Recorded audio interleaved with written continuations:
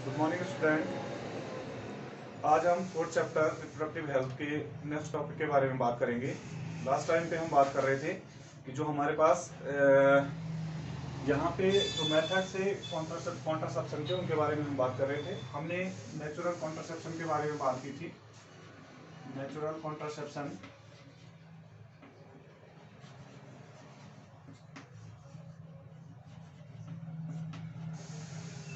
Contraception के बारे में बात की थी। आर्टिफिशियल कॉन्ट्रासेप्शन के बारे में बात की थी।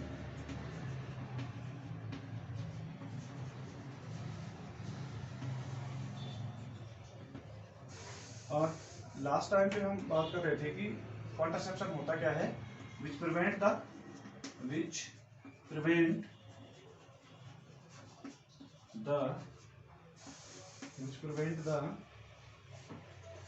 Fusion of male and female gamete. ऐसे मेथड्स को हम क्या कह रहे थे, नेचुरल वो कॉन्ट्रासेप्शन कह रहे थे। तो नेचुरल कॉन्ट्रासेप्शन में हमने भी देखा था कि किस तरीके से हम क्या कर सकते हैं, नेचुरली प्रिवेंट कर सकते हैं प्रेगनेंसी को। जैसे हम लैक्टेशन, एमिनोरिया के बारे में बात कर रहे थे। हम बात कर रहे थे पेनिस विथड्रॉल,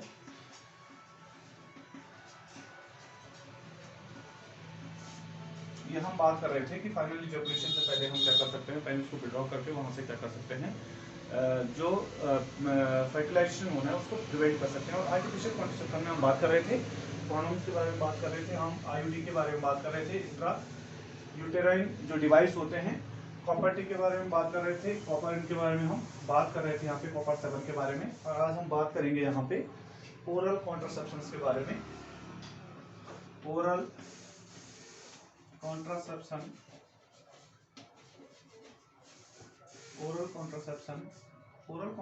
की अगर हम बात करें तो इसे हम कहते हैं कि ओरल कॉन्ट्रासेप्शन में कुछ पिल्स होती हैं, पिल्स जिनको हम ओरल पिल्स के नाम से जानते हैं, ओरल पिल्स या ओरल टैबलेट, जो कि क्या करते हैं, अनवांटेड प्रेगनेंसी को यहाँ पे रोकने में क्या करती है, हेल्पफुल होती है।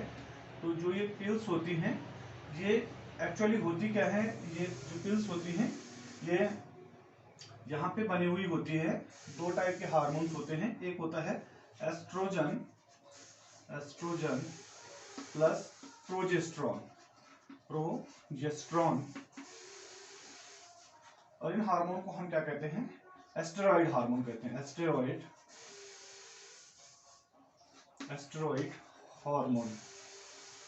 हार्मोन से मिलकर के ये बनी हुई होती हैं। तो एक्चुअली ये पिल्स कैसे काम करती हैं कि इनको हम डायरेक्टली क्या कर सकते हैं कि प्रेगनेंसी को प्रिवेंट करने के लिए इनको ओरली हम क्या करते हैं, टैबलेट का कंजप्शन करते हैं, जो कि हमारी बॉडी के अंदर जो हार्मोनल बैलेंस होता है उसको क्या करती है, चेंज कर देती है।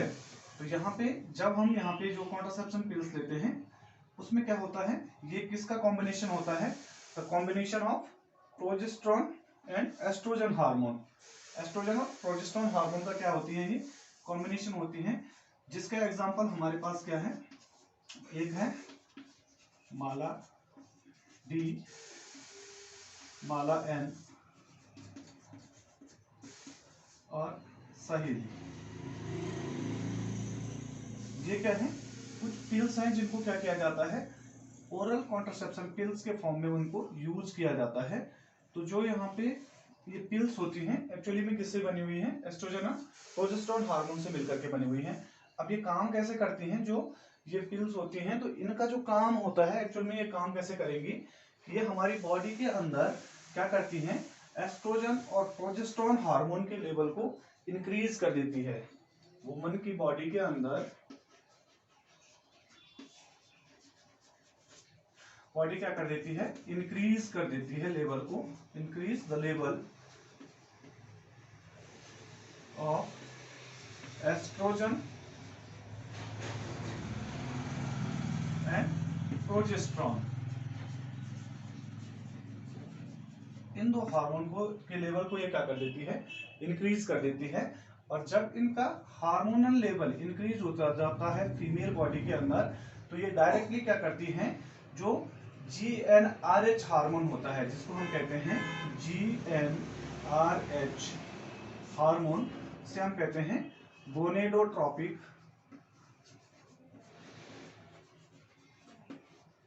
हार्मोन। गोनेडोट्रोपिक हार्मोन के लेवल को ये क्या कर देती हैं, डिक्रीज कर देती हैं, डिक्रीज।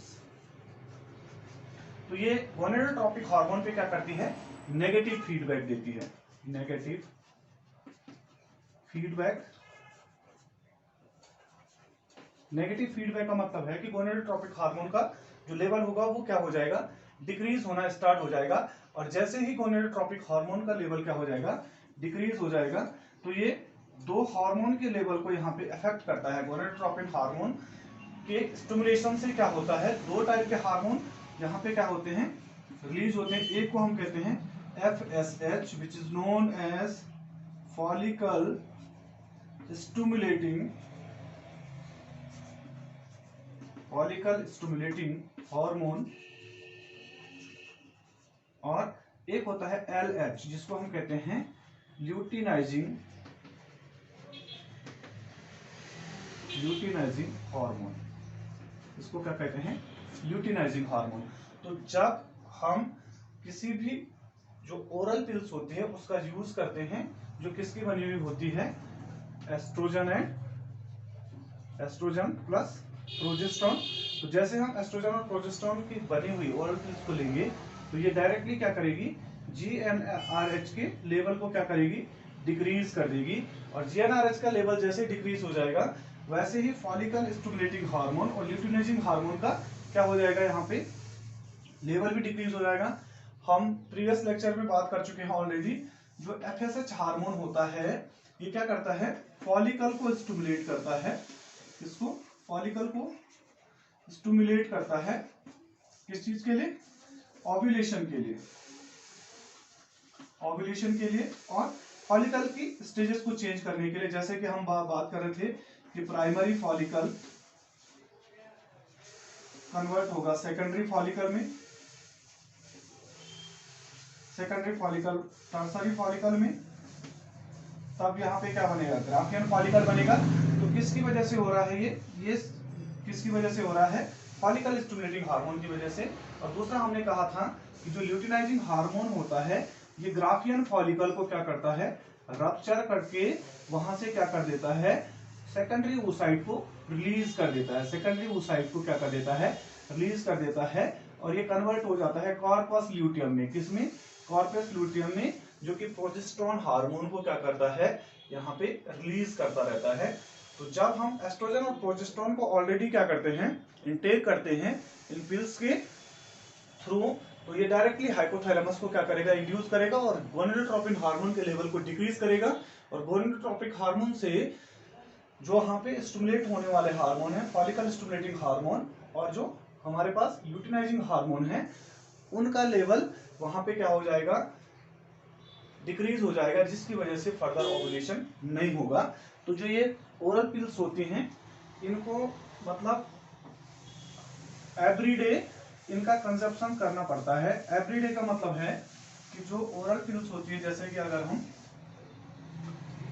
बात करें कि जो मालाडी एक ओरल पिल्स है, तो इसके अंदर लगभग कितनी पिल्स होती हैं, इसके अंदर जो पिल्स के नंबर होते हैं स्ट्रेपर के अंदर 28 पिल्स होती हैं, 28 to 30 पिल्स ऐसे करके 7। उसके बाद ऐसे इसके अंदर पिल्स होंगी। तो क्या किया जाता है, हर डे एवरी डे एक एक पिल्स को क्या करना पड़ता है, कंज्यूम करना पड़ता है। और जो लास्ट वाली ये पिल्स होती हैं 21 डेज के बाद, तो इनको ये क्या होती हैं, ये होती हैं आयरन कंटेनिंग पिल, आयरन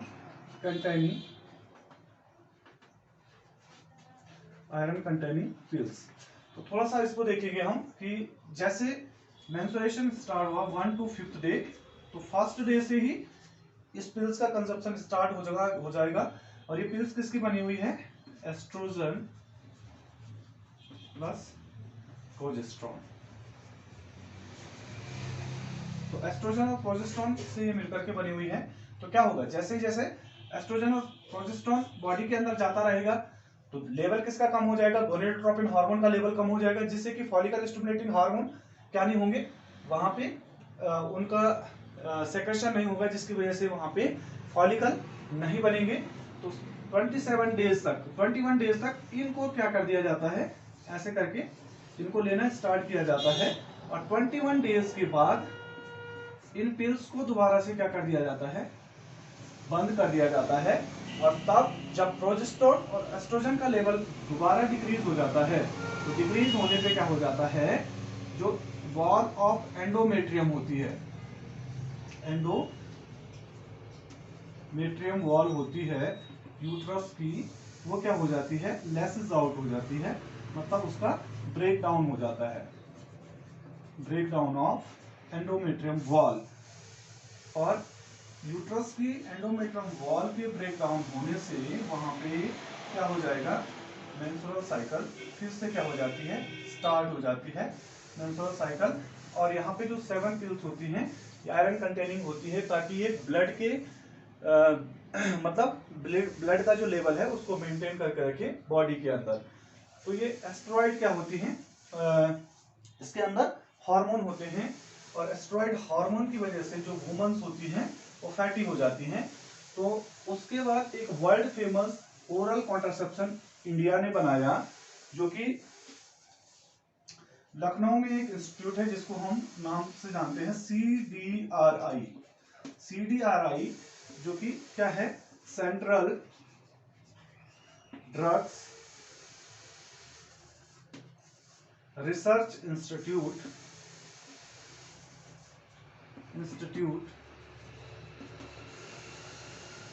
लखनऊ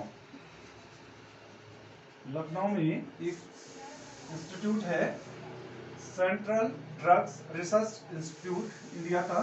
तो इसने सबसे पहले क्या बनाया, एक पिल्स बनाई जिसका नाम दिया गया सहेली, एक पिल्स बनाई गई जिसका नाम क्या दिया गया, सहेली। और जो ये पिल्स होती है इसको हर दिन लेना नेसेसरी नहीं है, वीक में 1 पिल्स। जैसे हम माला डी और माला एम की बात कर रहे थे तो उनको तो हर डे पर डे उनको लेना पड़ता है, लेकिन सहेली जो वर्ल्ड फेमस क्या है, कॉन्ट्रासेप्टिव पिल है, वर्ल्ड फेमस कॉन्ट्रासेप्टिव पिल्स, इसको बनाया गया CDRI के through, central drugs research institute Lucknow के द्वारा। और ये क्या होता है, lack of steroid hormone, lack of steroid hormone, इसके अंदर ये प्रोजेस्टेरोन और एस्ट्रोजन से मिलकर के नहीं बनी हुई होती है। तो ऐसी पिल्स इंडिया ने बनाई जिसके अंदर एस्टेरॉइड हार्मोन बिल्कुल नहीं थी, और इसको रेगुलर बेसिस पे भी इसको लेना नेसेसरी नहीं था। और सबसे ज्यादा इसको इसी वजह से ये फेमस हुई क्योंकि इसके अंदर जो कॉम्बिनेशन था वो एस्ट्रोजन और प्रोजेस्टेरोन का इसके अंदर कॉम्बिनेशन नहीं था, जिसकी वजह से जो वुमन है उनके फैटी होने के चांसेस क्या थे, कम हो रहे थे। तो ये कुछ ओरल कॉन्ट्रासेप्शन है जो कि गैमीट्स के ट्रांसफर और फ्यूजन को क्या करता है, यहाँ पे उसको वहां पे कोहाबिटेट करता है, उसको रोकता है।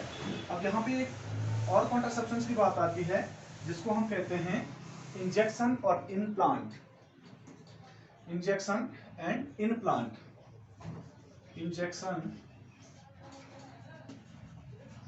And implant. तो जो ये पिल्स होती हैं एक्चुअल में, इन पिल्स को अगर हम बात करें तो ये होती कैसी हैं, मैचस्टिक की तरह छोटी छोटी। आपकी एनसीईआरटी में ऐसा एक डायग्राम बना रखा है और इसमें इस टाइप की कॉन्ट्रासेप्शन का एक वो बनाया गया है। तो ये जो इनका स्ट्रक्चर होता है, structure look like a match stick, look like a match stick, जैसे माचिस की तीली होती है उसका, वैसे उसका क्या होता है, शेप होता है। और कुछ मैच स्टिक जो यहाँ पे क्या होता है, कॉन्ट्रासेप्शन होता है, उसको मसल्स के अंदर, स्किन के अंदर उसको इम्प्लांट कर दिया जाता है। और मसल्स के अंदर जब उसको इम्प्लांट किया जाता है, उसको इंजेक्ट किया जाता है, तो ब्लड के थ्रू ये क्या कर देता है, बॉडी के अंदर एस्ट्रोजन प्लस प्रोजेस्टेरोन के लेवल को इंक्रीज करके GnRH के लेवल को क्या कर देता है, डिक्रीज कर देता है, जिससे कि ओवुलेशन नहीं होता है।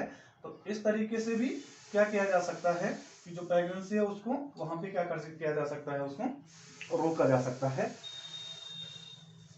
तो ये तो हम कॉन्ट्रासेप्शन की बात कर रहे थे।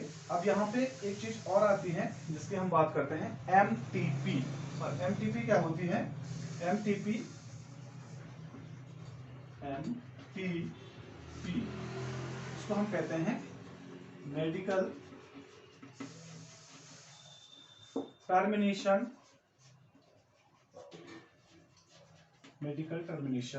Of pregnancy. Medical termination of pregnancy की अगर हम यहाँ पे बात करें तो यहाँ पे क्या कर दिया जाता है कि international and voluntary termination of pregnancy before the full term is called medical termination pregnancy. मतलब यहाँ पे क्या कह रहा है, the voluntary termination of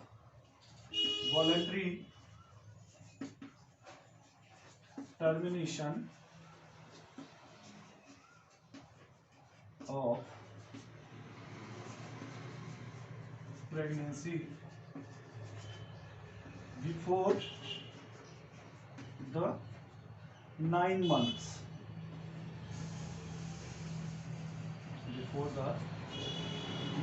is called medical termination pregnancy, इसको कहा जाता है।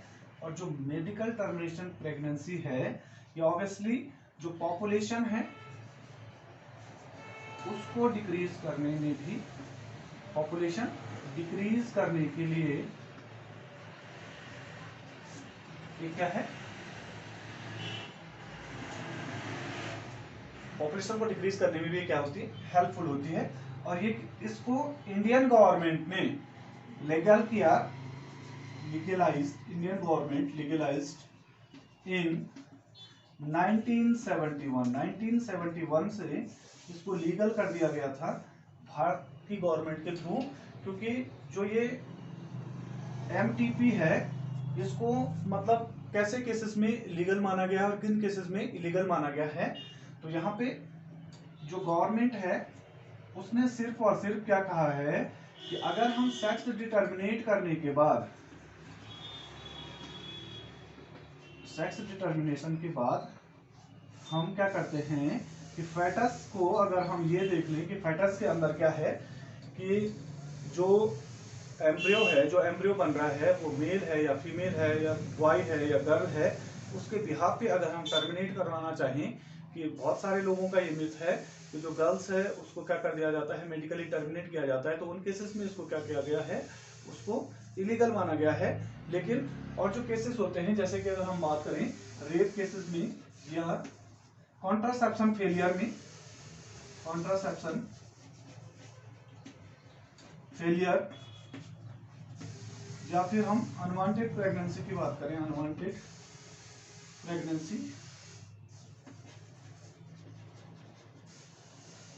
तो उन केसेस में इसको क्या माना जाता है, इसको लीगल माना जाता है। तब हम क्या कर सकते हैं, मेडिकली टर्मिनेट करवा सकते हैं। जो फेटस होता है उसको हम मेडिकली क्या करवा सकते हैं, टर्मिनेट करवा सकते हैं। और जो मेडिकली टर्मिनेट करवाने का जो टाइम है वो क्या है, first ट्राइमर्स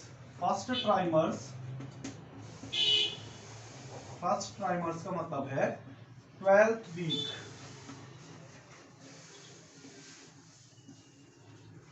before the first trimester. जो फर्स्ट ट्राइमर है उससे पहले हम क्या कर सकते हैं कि मेडिकली इसको क्या कर सकते हैं, टर्मिनेट करवा सकते हैं।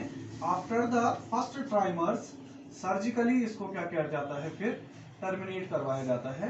तो फर्स्ट जो 12 वीक हैं उससे पहले अगर हम ऐसे अनवांटेड प्रेगनेंसी को टर्मिनेट करवाना चाहें तो हम मेडिकली इसको क्या करवा सकते हैं, मेडिसिन को लेकर के, केमिकल्स को लेकर के इसको टर्मिनेट करवा सकते हैं। लेकिन 12 वीक के बाद इसको क्या करवाना पड़ता है, सर्जिकली ही इसको टर्मिनेट करवाना पड़ता है।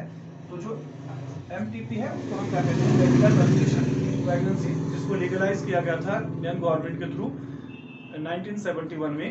और कुछ एक्सेप्शनल केसेस हैं उनको छोड़ करके क्या करवा सकते हैं, मेडिकली प्रेगनेंसी को क्या करवा सकते हैं, टर्मिनेट करवा सकते हैं। और अगर वर्ल्ड की बात की जाए तो लगभग per year 40 to 50 million people's जो होते हैं वो MTP करवाते हैं। MTP करवाते हैं 1/5 लोग, 40 to 50 मिलियन पर्सन्स क्या करवाते हैं पर ईयर MTP करवाते हैं, जो कि पॉपुलेशन को क्या करते हैं, डिक्रीज करने के लिए भी क्या है, हेल्पफुल है। अब यहाँ पे एक चीज और आती है जिसको हम कहते हैं सर्जिकल मेथड। तो सर्जिकल मेथड में आपको पता है कि दो टाइप के यहाँ पे सर्जिकल मेथड होते हैं इन ह्यूमन बीइंग्स में। तो जो सर्जिकल मेथड है, तो सर्जिकल मेथड में क्या किया जाता है, तो सर्जिकल मेथड में पूरे तरीके से क्या किया जाता है, द परमानेंट मेथड भी इसको कहा जाता है, block the gamete transfer. Surgical method को क्या कहा जाता है, परमानेंट मेथड, जो क्या कर देता है, block the transfer of gamete, जो गैमेट्स के ट्रांसफर को बिल्कुल क्या कर देता है, ब्लॉक कर देता है ना। और prevent the fertilisation, prevent the fertilisation, prevent the fertilisation. इसमें क्या किया जाता है, इसकी दो पार्ट हैं, वन इज कॉल्ड वैसेक्टोमी, क्या कहा जाता है, वैसेक्टोमी। वैसेक्टोमी किसमें किया जाता है, मेल में, किसमें किया जाता है, मेल में। जो वास डिफरेंशिया होती है, वास डिफरेंस, थर्ड चैप्टर में हम ऑलरेडी पढ़ चुके हैं वास डिफरेंस क्या होता है, वास डिफरेंस क्या होता है। तो वास डिफरेंस को क्या कर दिया जाता है, कट कर दिया जाता है, और कट करने के बाद क्या किया जाता है, उसको टाइट किया जाता है। वास डिफरेंशिया जो वहां पे ट्यूब होती है उसको कट करके और उसको फिर टाइट कर दिया जाता है, बांध दिया जाता है। स्पर्म का फॉर्मेशन तो होता है, लेकिन वहां पे गैमीट्स क्या नहीं हो पाते हैं, ट्रांसफर नहीं हो पाते हैं, स्पर्म ट्रांसफर नहीं होते हैं। और वैसे ही फीमेल में क्या होता है, जो परमानेंट मेथड है वो क्या है आपका, जिसको हम कहते हैं वैसेक्टोमी, ट्यूबेक्टोमी, सॉरी ट्यूबेक्टोमी। तो ट्यूबेक्टोमी में क्या किया जाता है, cut the fallopian tube, fallopian tube को क्या किया जाता है, कट कर दिया जाता है, ओविडक्ट को, cut the fallopian tube and after that tight. तो फैलोपियन ट्यूब को, जैसे कि अगर हम बात करें कि सपोज हमारे पास यहाँ पे ऐसी फीमेल बॉडी है, और इस फीमेल बॉडी में यहाँ पे ये फैलोपियन ट्यूब है।